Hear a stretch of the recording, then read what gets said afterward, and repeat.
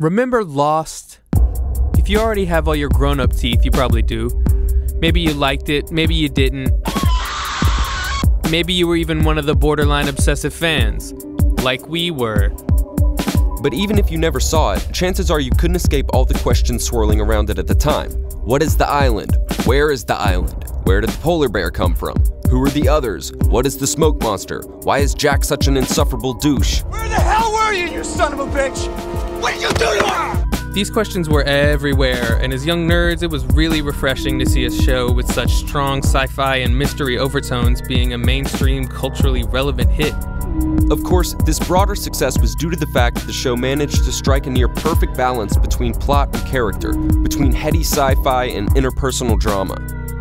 On top of that, the writing, acting, score, and cinematography all had a cinematic level of quality, especially for network TV at the time. Why do you find it so hard to believe? Why do you find it so easy? It's never been easy! It was truly a phenomenon that broke through long-standing demographics and brought thought-provoking entertainment to millions. 13 Wham News, your breaking news and weather authority. Fans of Lost are excited. The new season is underway. Anyone else get that tingly sensation in their balls when they get near the pylons? You gotta get out of here. Hurry, there's no time. Oh my God! Inside the coconut, my pet cat from when I was little. And on his name tag is the number of our flight. Island, there's so many mysteries yet to be solved. You all everybody! You all everybody! This all raises the question, though. With such an amazing foundation, what exactly made the show's ultimate conclusion so universally despised?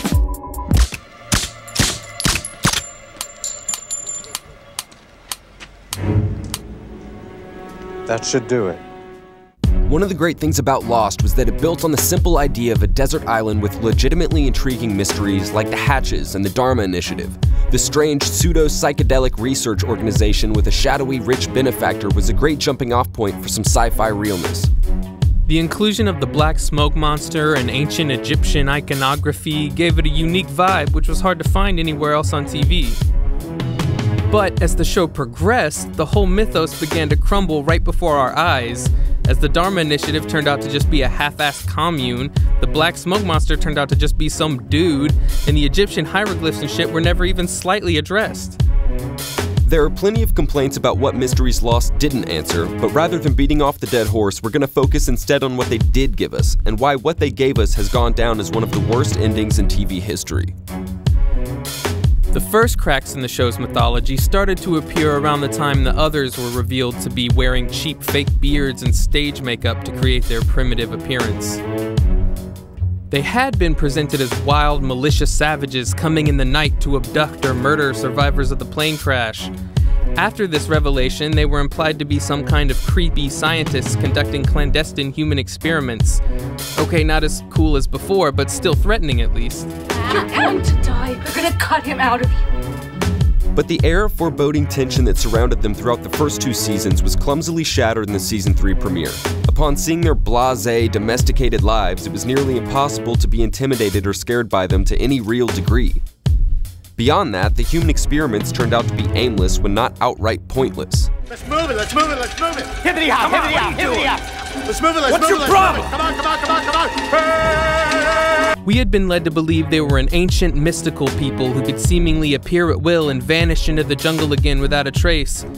They had inhabited the island since time immemorial, but by season 3, they're just sitting around in business casual reading Stephen King without any direction or purpose. So I guess I'm out of the book club. Equally confused is Charles Widmore, a former other who is established as a ruthless, shady billionaire with the will and means to exhume a mass grave and stage the wreckage of a plane using the bodies. He hires mercenaries to kill everyone on the island and then promptly forgoes any and all evil and/or nefarious schemes as soon as he gets on the island, only to be killed out of the blue by someone who shouldn't even be able to kill him per the rules. The remaining others meander their way to the final season, which finds them idling at the Styrofoam Temple set. Here we are introduced to Dogen, the most important other unimportant enough to be thrown in at the last minute. He has absolutely no impact on the plot other than to accidentally turn Saeed evil and then try to murder him in a horribly choreographed fight scene.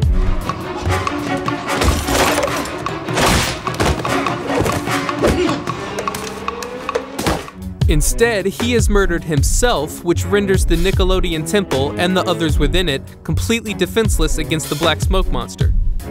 The same group that was once the major threat on the island is essentially eradicated on screen in the most unremarkable way possible. And did you care? Did anyone care? While the others would have been a perfectly formidable foe in a reasonable series, Lost quickly proved to be anything but. Hints of some greater puppeteer began to be dropped in the second season when the survivors detained Benjamin Linus, leader of the others and compulsive liar, at least when the writers need him to be. And if you could look down on her, you'd see a big yellow smiley face on the top. In the subsequent seasons, Ben often whispers cryptically about a mysterious man named Jacob from whom they received their orders. Because the man in charge, he's a great man, John. A brilliant man. But he is not a forgiving man. Why would Richard take you? He doesn't know where Jacob is. He doesn't talk to Jacob. And that's why my hand was shaking, because this is not a man you go and see. This is a man who summons you. Much is said, but little is shown of Jacob until The Man Behind the Curtain, where we catch a glimpse of him. Or maybe not? This seemed pretty cool at the time, and we were all on board for the ride. But this is when the show went from inching off the tracks to speeding off a cliff. In the writers' attempt to force a sci-fi mystery show into being some grandiose allegory for good and evil, they basically robbed the show of anything intellectually engaging. This simplistic black and white worldview is personified in easily the worst elements in the whole of Lost mythology, Jacob and the Man in Black. Tells that all about. The Man in Black, of course, being the embodiment of the Black Smoke Monster, who it seemed was an island defense system that was able to be called on a whim by anyone who happened to look in Ben's closet. We finally see his true, rather underwhelming form in the finale of Season 5, where he is set up to be the most important antagonist yet. Again and again, we are told that he is some kind of evil incarnate, that he cannot be allowed to leave the island because it will mean basically the end of everything. He takes the form of Locke throughout the last season, ostensibly to help him escape the island, but it's not explained how that would actually help him do that. It's not because he needed a physical body, Locke's actual body is just unceremoniously dumped onto the beach. Maybe he took Locke's form so the writers could make up to Terry O'Quinn for giving him the most pathetic death scene of all time. In any case, our protagonists spend almost all of Season 6 diametrically opposed to the Man in Black and his desire to leave the island. He is portrayed unequivocally as the bad guy, the dark side of a stark moral contrast that apparently also dictates dress code. Jacob obviously is the white in this analogy, despite having done nothing objectively good or noble throughout the show. We actually aren't given any details about his or the Man in Black's motives until the episode Across the Sea, the worst episode of the show and the one that finally botched the entire mythology beyond all repair. Within those 42 minutes, any sane person would see he is barely an antagonist at best, and at worst, he's just another victim subjected to Jacob's sick, multi-century game of blood and violence. You think you're dead?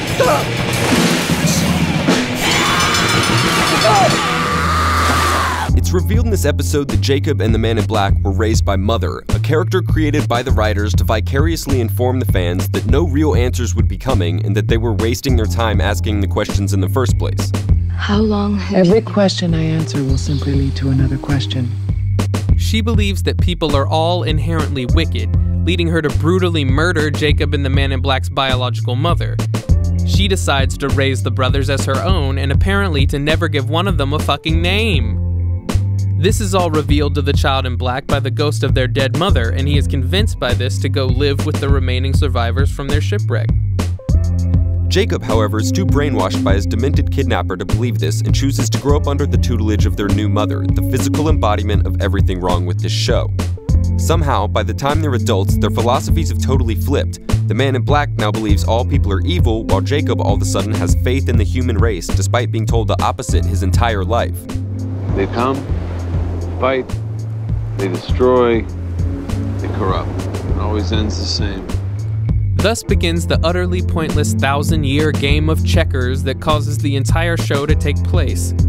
One day, after a casual round of Good and Evil the board game, The man in black tells Jacob that he and their people have found a way to harness a mysterious light in the island to find a way back home. But again, Jacob wants to stay. He relays this information to Mother, who then takes him back to the light she showed him as a child and tells him that it's the heart of the island, the source of life, death, and rebirth. Apparently, electromagnetism is a lot more magical than we all thought. She says it must always be protected and performs the laziest ceremony ever to pass on guardianship to Jacob. Now apparently on a suicide mission to stop the man in black and his people from leaving, Mother goes to their village and slaughters everyone in it, before trying to bash her son's skull in. But he survives and kills her in revenge. Then, in revenge for that murder, Jacob flies into a rage and attempts to kill the man in black, tossing his limp body into the stream and letting it carry him into the light, something that Mother said would be a fate worse than death. With no explanation whatsoever, the man in black is suddenly transformed by the light into the black smoke monster. At this point, we were supposed to be going, oh, I see, the origins of the black smoke monster have been explained. But we were all left scratching our heads even harder than we were before. These sorry excuses for answers actually contradict every clue we'd ever been given as to the nature of the monster and the island. What was that thing? It's a security system. Security system? What does that mean?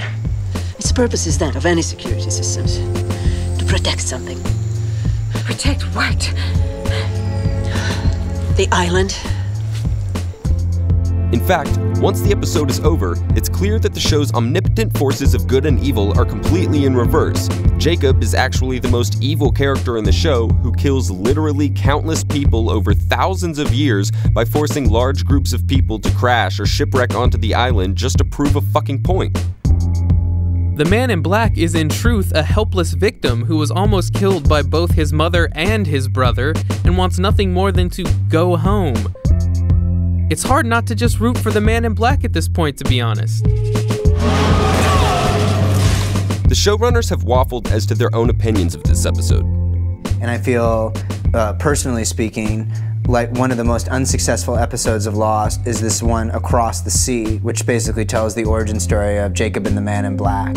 I do. I actually really love this episode. Oh, you were faking. We're doing a shtick because this episode, like Expose, was enormously divisive, But they've tried to justify it by citing the architect scene from The Matrix Reloaded, where an omniscient character simply explains the plot to the audience via the protagonist. And there is no worse scene in the history of genre than the architect explaining to Neo everything that happened in The Matrix. And I wasn't going to fucking touch that with a 10-foot pole. They claim they wanted to avoid this ham-fisted approach, but then resort to it in literally the next episode, as the chosen few emerge from the bushes and Jacob sits them around a pre-prepared fire to lay it all out. The castaways protest, rightfully so, that Jacob had no right to tear his candidates from their lives and loved ones, and he has the fucking gall to basically tell them he did them a favor. And that's why I brought you all here. Tell me something, Jacob. Why do I gotta be punished for your mistake? What made you think you could mess with my life? I was doing just fine till you dragged my ass to this damn rock. No, you weren't. None of you were. I didn't pluck any of you out of a happy existence. You were all flawed. So we're led to believe that Jacob has been trying to find a suitable replacement as protector of the island, and in order to do so, commits mass murder for something he seems real casual about. There's just a line of chalk in a cave. The job is yours if you want it, Kate. The creators have also repeatedly tried to justify their sense of black and white by claiming they always intended the show to be morally ambiguous. But the show itself has nothing at all to say on the subject of moral relativism. Any questioning of Jacob's motives is dismissed as naive. Any sympathetic view of the Man in Black is thrown off a cliff when the supposedly complex character drama culminates in a literal fistfight between good and evil. Despite their attempts to make Jacob and the Man in Black seem deep and multidimensional, I don't want to leave this island. It's my home. In the end, it adds up to nothing more than a simple-minded good versus evil scenario where good wins, and that's a good thing that is good. The decision to refocus the entire mythos around these two incredibly weak characters in the last season only served to drag down the rest of the show when their plotline took a massive nosedive. Although the mythology's quick degradation is obvious, we're not going to use it as our sole argument, as the writers have stated on multiple occasions that it's not about the mythology, but instead the audience should be satisfied with the emotional journey of the characters. So I always just felt like the show, that the ending that we were shooting for was going to be one that that dealt with sort of the emotional reality of the characters and gave some fundamental explanation for what did these people get out of this plane crash. Right. And the answer, as corny as it sounds, was the one that appealed to me the most, which is each other. That's what they got. Despite the fact that this contradicted previous statements that they'd made. We have an endpoint for the show. We have an overarching mythology for the show. You will definitely be getting answers to a lot of questions that you may be asking, but I know there will be a lot of other questions that are going to remain because we really want people to want to watch year 2. The rule of thumb is we never ask a question on the show, specifically a mythology question, without knowing the answer to it, or else we're stumbling around blind. But okay, we're game. Let's assume that's true and examine the real purpose of Lost, the emotional journey. The real climax of the show, according to the creators, begins in some sort of weird afterlife fantasy that, for convenience, we have dubbed pre-heaven. In the years since the final season aired, there seems to have been some lingering confusion about what exactly pre-heaven is in the first place. Apparently, some people still think they were dead the whole time, which is crazy. It didn't matter. Right. Well, because it wasn't real. Yes, it was. Well, but not really. I mean, it was like a shared fantasy. I mean, it didn't seem like there was what? No. They were not dead the entire time, right? It is the dumbest theory, but it needs to be just definitively answered here so we don't get it. No. As clumsy as the finale is, it definitively states multiple times that what happened, happened. Yeah, I'm real. You're real. Everything that's ever happened to you is real. It's just that what happened probably shouldn't have happened. What did happen was Juliet detonated the hydrogen bomb at the end of Season 5, which sent the castaways back to 2004 from their stint in the 70s. We are strongly led to believe in the Season 6 premiere that this detonation had some ripple effect and caused an alternate timeline to be created, one where Oceanic 815 never crashed because the island was now sunken, Dharma villages and all. But nope, that would be too interesting. Instead, these flash sideways are revealed in the finale to actually be... This is a place that you all made together so that you could find one another.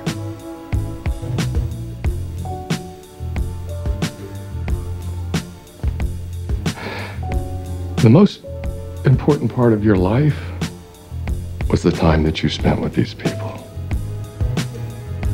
That's why all of you are here. They are here, apparently, to try and drown each other, give after-death birth, get cuckolded by siblings, solve daddy issues with imaginary children that never existed, raise their kill count, and run each other over. Who would make a purgatory where you can land in the hospital getting spinal surgery? Pre-heaven is at least consistent in that the trend of dicking over John Locke continues. All Shannon has to do to remember her life on the island is be lifted from a pile of garbage by Saeed, a man she formed an incredibly passionate romance with over the span of 2 whole beach picnics. But in order for Locke to recall his past life, he apparently needed to be plowed into by a 4-door sedan. And when the first vehicular homicide attempt isn't enough to jog Locke's memory, Desmond decides he needs to be reminded. Again. Don't you dare! Everyone's trauma conveniently wraps up in time for them to all meet at the local polytheistic church and be led into heaven by Christian Shepherd. Christian Shepherd? Seriously? But not before another generation of Shepherd family daddy issues are resolved in a bizarre Q&A session between Jack and his father. Why are they all here now? Well, there is no now here. Jack goes downstairs to rejoin almost everybody, The gateway to heaven is apparently VIP, as notable admissions include Walt, Michael, Rousseau, Alex, Richard, and most disturbingly, Vincent. Walt and Michael don't even get a mention in pre-heaven. But thankfully, we caught up with Kimi, his random sidekick, Dogan, Faraday, Charlotte, Miles, this guy. Why do they keep bringing us back? Because it's lost. Locke doesn't even get to reconnect with Helen, the only person he ever really loved, and is instead ushered into heaven among a group of people he never really got along with. Boone also gets to live forever a bachelor, his only real connections being to Locke and his sister.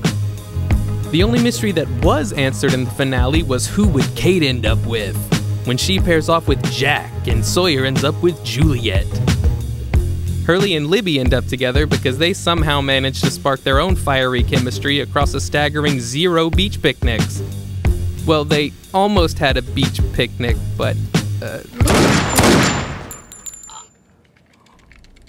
Jack's son is strangely absent from the eternal kingdom of the Lord, but we assume that's because he's imaginary and thus doesn't really matter all too much. In fact, the impression the finale leaves us with is that nothing that happened on the island mattered too much. What really mattered, according to the writers, were a few tepid, underdeveloped romances and a forced feeling of closure. And Jesus, apparently. This is it, folks. This is what you were waiting 6 years for, right? We were supposed to be having an emotional orgasm right now, but a lot of us only felt a flaccid feeling of denial. We told ourselves that Vincent laying down next to Jack in his final moments and visually bringing the entire show full circle was enough to excuse the blatant disregard of promised answers. But the longer we sat in our confusion, the clearer it became. The entire pre-heaven storyline throughout Season 6 had been an elaborate bait-and-switch. The writers gave us answers to questions no one asked, to avoid addressing the ones we've been asking for 6 fucking years. Damon has claimed that they wanted a finale that fit Lost's distinct style. So what we're trying to do is to end Lost in a way that feels Lostian. But the result was far from the sci-fi show we all fell in love with. It felt more like something from Left Behind, I mean The Leftovers. Ultimately, it was the very people who gave the show life that ended up killing it. In subsequent rewatches, it has become apparent that the problem that Lost may suffer from most is the lack of a full, concrete story arc. While the writers have claimed to have always known the ending, it becomes clear that this is only in reference to the literal last shot of Jack's eye closing. In all fairness, it should be noted that ABC initially refused to let the creators plan an ending at all, preferring to keep riding out its success until the wheels fell off. They were like, we'll let you end it after 9 seasons. Oh, jeez. So that was the negotiation we were in. But it's been claimed by those same creators that a firm ending was set in stone after the 3rd season. Once we said there's going to be 48 episodes left, at that point a firm plan had to come into motion. It seems obvious though when re-watching these supposedly premeditated seasons that there was no overall plan and they were winging it to say the least. There is a plan, and when the plan doesn't work, we change the plan. The cracks really started to show once the survivors had become fully fleshed out characters and mere mystery could no longer provide sufficient external conflict. The gimmicky aspects of the writing actually seemed to get worse in those last 3 seasons. The cheap, foreboding lines before a commercial break. But we're all in serious trouble. Because if you don't, everything we're about to do won't matter at all. And everyone on this island is going to die. And if you don't do those things, Desmond David Hume, every single one of us is dead. And I do. I remember these people. I remember meeting them very clearly because I watched them all die. Is that what had happened? God help us all. So what happens if I can't get them all to come back? Then God help us all. Unnecessary ambiguity is a mystery optimization strategy. And why do you call him Bentham? The name. Don't say it.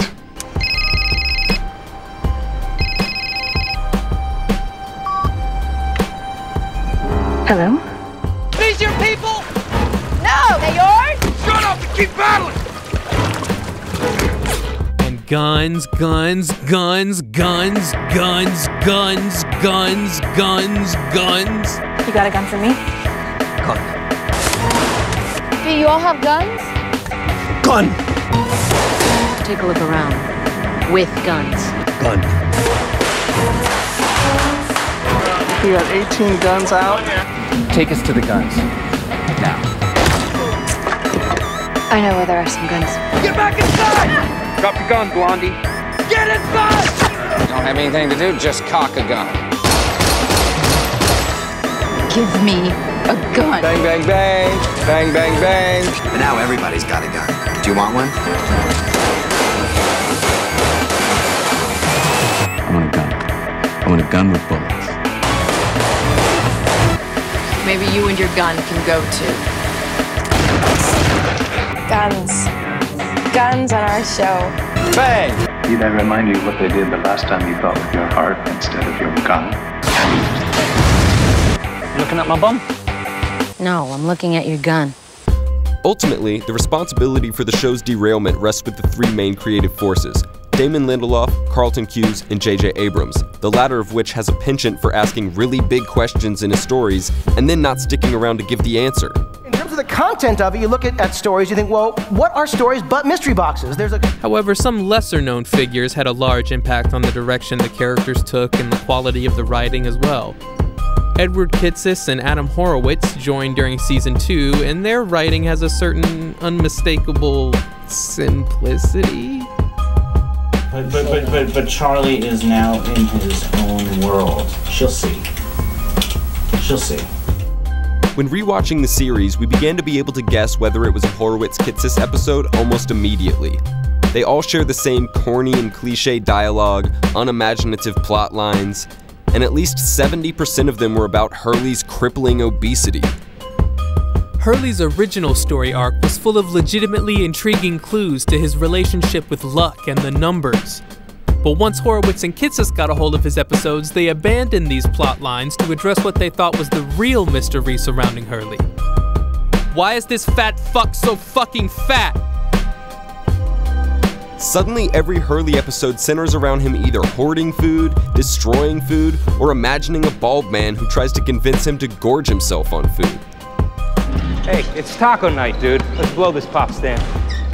Even the previously established lottery storyline eventually leads to him using this newfound wealth to buy the greasy chicken franchise he used to work at, because he loves fried chicken that much. Any scene that you have to eat is always a drag, really. And because the scene is long, it's not like I'm chewing and I can spit it into a bucket. I have to be able to swallow and then continue and say the next line. They literally wrote a scene where Hurley tearily recalls the night he killed multiple people when his added weight caused a balcony to collapse. If I wasn't so fat,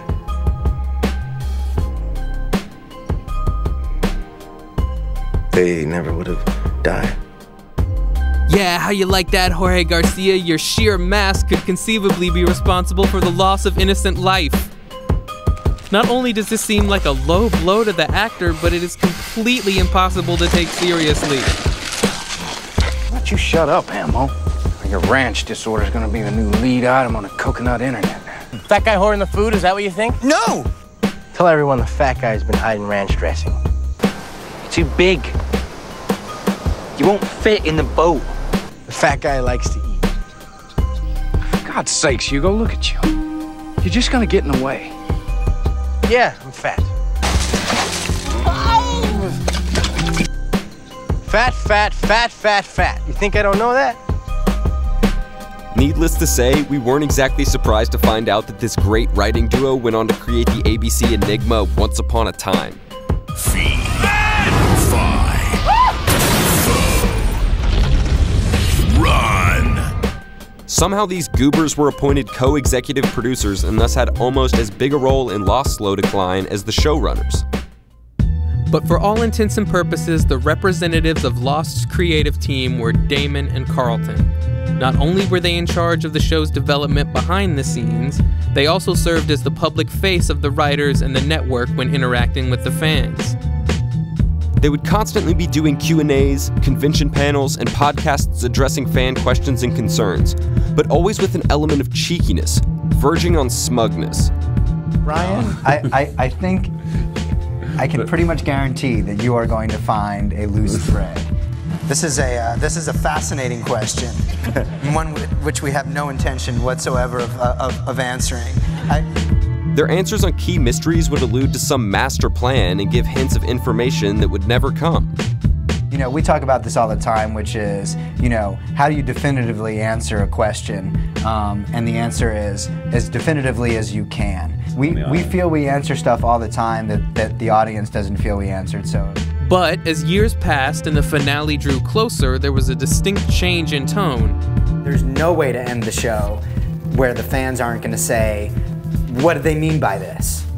Which is why we're not going to explain it. Some fans began to suspect that many of their most burning questions would continue to burn like the proverbial bag of dog shit. All of a sudden, Damon and Carlton's statements were so evasive, they haven't been seen since. But, you know, what it was exasperating. Whenever their feet were held to the fire, they started to give the impression that solving their own mysteries was no longer a priority. If you are watching the show for the answers to your mysteries, you are not going to like the ending. And I will pull, you know, at least 10 instances of Carlton and I saying this in interviews and major publications and on television. Several threads, big and small, were left frayed and hanging at this point. Just like Angel hair pasta. Spinal fluid flowing out of her. Angel hair pasta. Take Claire and Aaron Littleton, for example. Early on in her flashbacks, we see a pregnant Claire visiting a psychic who gets suddenly terrified after touching her hand and refuses to read her fortune. Upon a second visit, though, he maintains his composure and insists that she must raise this baby or something ominous will happen. Don't do what I'm suggesting. Great danger will be... Okay, great danger will befall you if you don't stop calling me in the middle of the night. After convincing her, he then executes a baffling 180 and tells her that she has to give the baby up for adoption and that he's found the perfect couple in LA. He then gives her $6,000 $12,000 to complete her mission, should she choose to accept it. It's at least hinted at that the psychic did this to ensure Claire would indeed raise the child. There was no couple in Los Angeles. He knew. He knew about the plane, what was gonna happen. Oh my God, he knew. It is more than hinted at by the psychic himself that he is a complete and utter fraud. Because she knows I'm a fraud. You see, that's what I do. I gather intelligence on people and I exploit it. So why again did this guy give a chick that he met during a fake reading $6 fucking grand 12 to give her baby up for adoption? This doesn't even get into the ridiculously vague storyline that is Aaron's supposed importance to everything not going to shit. Early on in the dream Claire has, John Locke appears in black and white dualistic contacts and tells Claire she must raise the baby. The psychic, Malkin, also tells Claire that she shouldn't raise Aaron herself. It will somehow be a detrimental decision. Later on, Hurley tells Jack that he can't raise Aaron. So how was any of this true, and why was any of it important? In the end, it wasn't, and it wasn't. The psychic was supposedly a fraud, yet unknowingly was one of many people who would try and influence the outcome of who would raise this incredibly mysterious baby. The other magical child on the island is Walt, who is kidnapped by the others in the season 1 finale. Walt is then apparently taken to an unknown facility where some sorts of experiments are done on him. Vague, right? Just how Damon likes it. I will have sex with you. But it is hinted at not only by the others, but also in a flashback that Walt has some sort of powers. In the season 1 episode Special, there is a scene where Walt is doing his homework while his mother and Brian are talking, and it seems that once he gets frustrated, he somehow causes a bird to kamikaze into the living room window. Brian looks freaked out like a little bitch, and upon later seeking out Michael, tells him that Walt is different. Sometimes when he's around, things happen. Back on the island in Season 2, when Michael finds the others' fake fishing village on the beach, when Walt mentions that the others have been making him take tests, the woman, apparently named B, hushes him up quickly and makes sure he doesn't say anything about it. None of this is ever addressed.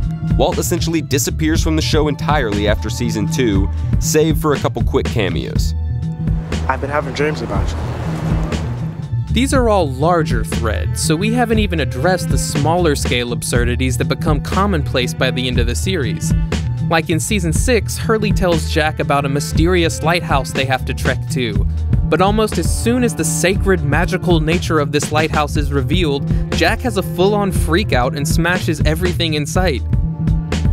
Jack, how'd you sneak oxys on the plane? Fear not though, fans, Jack was supposed to have this childish tantrum, as Jacob later explains to Hurley. What? But at least that was direct and resolved quickly, which can't exactly be said for the message in an Ankh in a guitar case. Long story short, Jacob leaves a guitar case in Hurley's possession, which at first glance just serves to enhance the similarity of the Ajira flight to the original Oceanic flight. This idea in and of itself is ridiculous, and we won't even get into the numerous contradictions it produces, like Locke's dead body being a proxy for Christian's dead body, instead of just being a proxy for himself. Once getting to the temple, the guitar case is opened by Dogen. A perfectly guitar-sized Ankh is inside, which Dogen promptly breaks over his knee to retrieve a rolled-up message? What?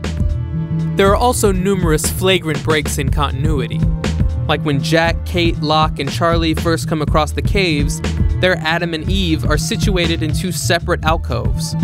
Fast forward to Across the Sea, where Jacob prepares a permanent open casket exhibit, and we can see that Mother and the Man in Black are conveniently right next to each other. Apparently no one had the time to go back and watch the episode that they pulled clips from. By the 6th season, it became apparent that Damon and Carlton had all but abandoned these seemingly monumental mysteries, as well as any pretense that they knew what they were doing. It wasn't until after the finale aired, however, that Damon really began to show his contempt for both the show and its fans. This contempt was nothing new, though. According to Damon himself, he never really wanted to do the show because Damon Lindelof hates Lost. And I just remember going, nobody's gonna watch this show. Because the episode that you just hated, we hated 6 months ago when we first wrote it. You know, the opposing team for us is the audience. So we were already hating Nikki and Paolo ourselves. The ratings for the pilot came out, and I remember actually Damon coming into my office and he was nearly in tears. There's never been anyone in television sadder. There's no nearly about it. To see good ratings. He was like, oh my God, we have to keep fucking doing this. And so I tried to quit the show after 6 episodes, and JJ said, you know, you just need help. And I was like, yes. Yes, I do, help. 2 days after Carlton was hired, I was like, I tried to quit to Carlton. And he was like, you just hired me. And I was like, yes, but now I have somebody to quit to. Since the show's ended, he's also been surprisingly candid about all the horrible mistakes they made throughout its run. We'd already been driving for so long that I think that the idea of looking back, you looking at the road behind us and saying, do we acknowledge these mistakes we made and tie them up as well? We're like, should we just pretend that we never made this mistake? Or should we dedicate an entire episode to their death in acknowledgement of this horrible mistake? Even when Damon has tried to defend some of the obvious fuck-ups, he ends up talking himself into a corner, like when he was asked about the ever-changing, never-sensical lists. We're told that Jacob provides these lists to the others, and Ben even says to Jacob that he followed every list he gave them. But when confronted with the shamelessness of this plot device, Damon tries his best to rationalize and then just gives up. I think that the idea that Jacob had a list that he furnished to the others and/or to Ben is up for debate. Whether or not that list actually came from Jacob or was candidate related, or it came from Ben pretending that he had some relationship with Jacob that he didn't have, that's always been my interpretation. He wants Jack Shephard to perform the surgery on him, so everything that's happening in that season is sort of filtered through whether or not Ben is telling the truth or not. And I'm just going to keep on talking until... Another one. Did anybody believe that? No? No matter how good the work of the directors, cinematographers, actors, or Michael Giacchino was, it's obvious that the final product would end up ultimately lacking something if the creator didn't enjoy the task at hand. There were countless symptoms of the infection that would ultimately kill the show for many fans. So many symptoms, in fact, that we had to really restrain ourselves from going into every plot hole or continuity error as we rewatched all 6 seasons. Seriously, if we had indulged every abandoned mystery, every underdeveloped motivation, every outright contradiction, this video would never end. See plaquette. Asking why in so many of these instances just leads you down an endless road of Every question I answer. No, you shut your fucking mouth. But once you make it through all 5 stages of grief, you recognize it for what it was, a passion project that almost immediately lost all of its passion. When one major creative force stepped away after the pilot, the other was left holding up a show that he clearly was not in love with. So is it any surprise that such an elaborate show with an extensive cast and mythology would fall apart if the person at the helm was reluctant to even be steering the thing in the first place? All in all, Lost was a show with incredible potential. Even now watching it, it has a distinct vibe that's almost completely different from any show before or after. It's stylistically unique and was bold in the directions it was willing to go with heavy science fiction before the zeitgeist had fully embraced the world of quote-unquote nerddom. And as much as we've torn it apart, Lost had some phenomenal scenes throughout. From Kate and Sawyer's game of I Never carried a letter around for 20 years because I couldn't get over my baggage.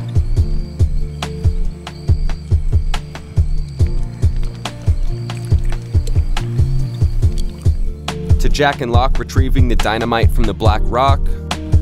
You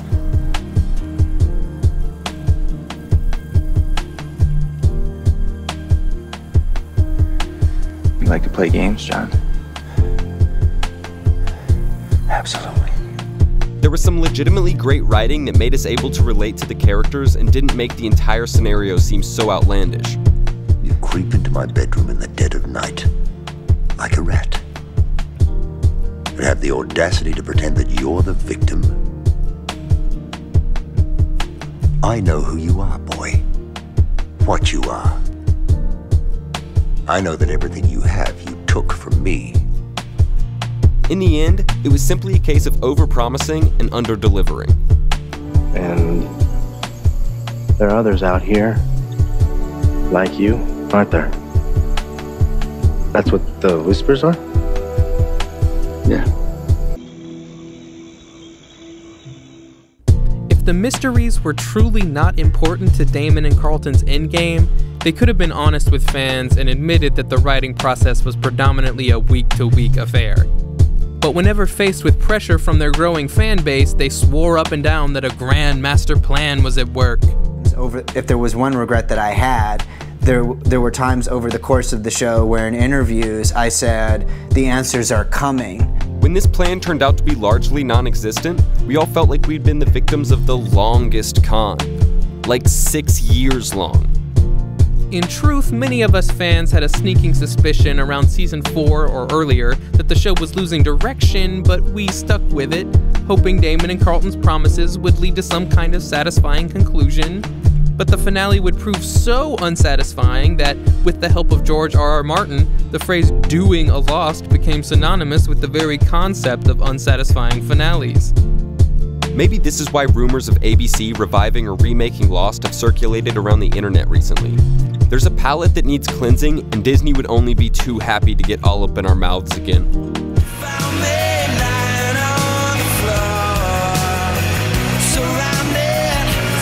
But after the intensive binge viewing it took to make this video, these two former fans are not eager for a trip back to the Skid Row of Flavortown. If a revival truly is in the works, then God help us all.